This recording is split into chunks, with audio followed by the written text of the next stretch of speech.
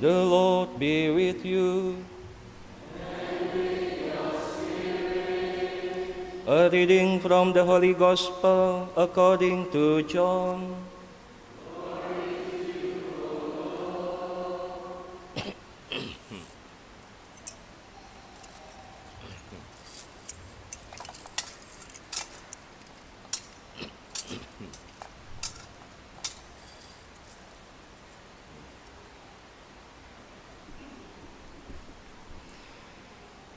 It was very early on the first day of the week and still dark when Mary of Magdala came to the tomb. She saw that the stone had been moved away from the tomb and came running to Simon Peter and the other disciple, the one Jesus loved. They have taken the Lord out of the tomb, she said, and we don't know where they have put him.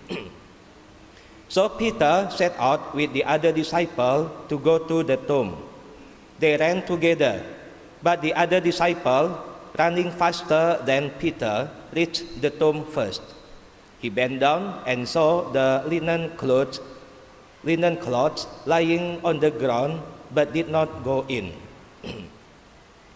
Simon Peter, who was following, now came up, went right into the tomb, saw the linen cloth on the ground, and also the cloth that had been over his head. This was not with the linen cloth, but rolled up in a place by itself. Then the other disciple, who had reached the tomb first, also went in. He saw and he believed.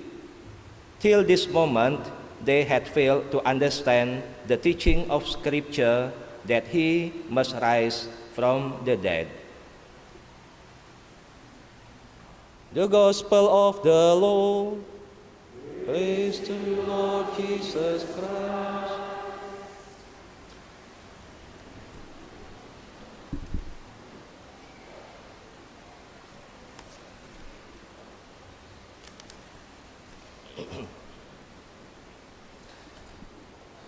Dear brothers and sisters, when I was a child, like these children, I was one of the best Easter egg hunter. So, for me, the meaning of Easter was to collect the Easter egg, and I like it very much. But when I was getting older, the Sunday school teacher said, "Johan, you cannot collect the Easter egg anymore. You are not a child anymore." Of course, I was disappointed, and then no more meaning for me about Easter, because Easter was only the Easter egg. My brothers and sisters, we know that Easter is more than throngs of people at church, a big meal, Easter egg hunts, flowers or chocolate. Easter is the celebration of joy. Joy that Jesus is risen. Joy that he has given us new life.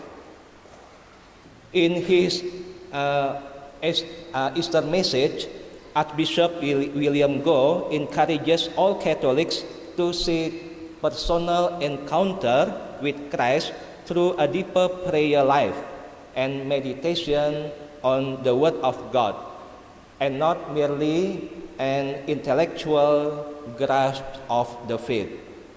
This personal encounter with God will bring us to experience the true joy. Our Archbishop also stresses that we should proclaim the gospel with joy and passion. It must be presented as something so beautiful that every human person is attracted to it.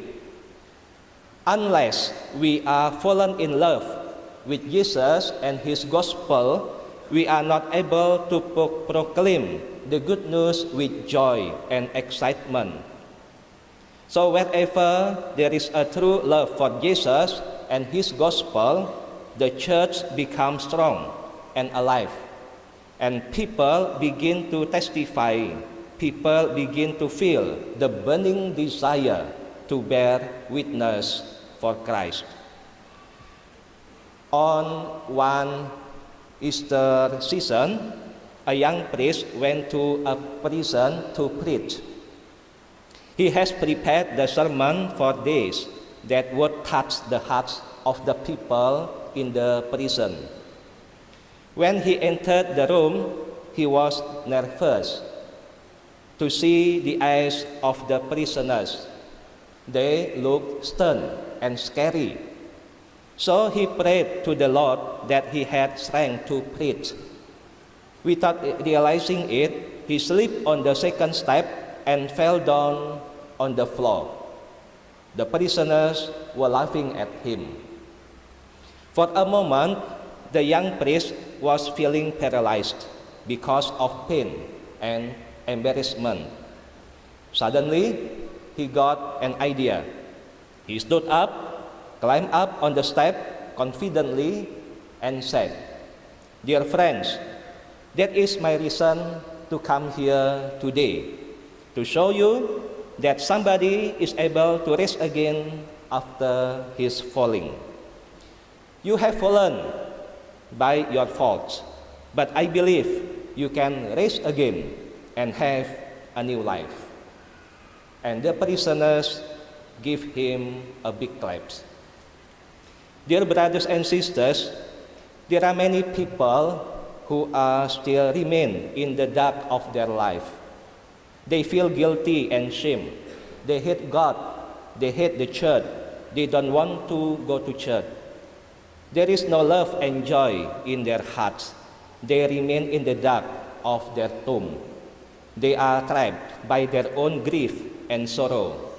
They remain in Good Friday. They cannot see the light of Easter. There is a story about a rabbi, a Jewish teacher, who asked his students the following question: "Tell me the sign by which you can see that night is ended and daybreak has come." One student answered, "Perhaps the clearest sign is that in looking at an animal, you can discern whether it is a sheep or a dog." Another one said, "Perhaps the sign is that you look at a tree and can tell from a distance whether it is a pear or a peach tree."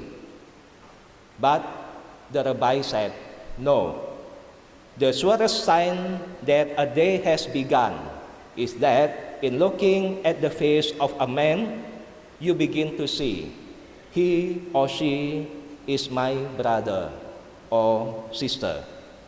As long as you cannot see this, no matter what time it is, for you it is still night." Dear brothers and sisters, this is one way of saying that without love, without real love for God, which results in real love for our neighbor, our world is in darkness. Jesus has risen. Jesus has scattered the darkness. The evil has no power anymore. It is the time to celebrate the victory of God.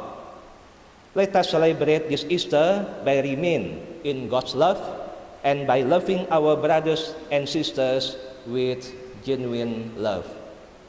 The most joyful thing we can do in this life is to love others wholeheartedly. Amen.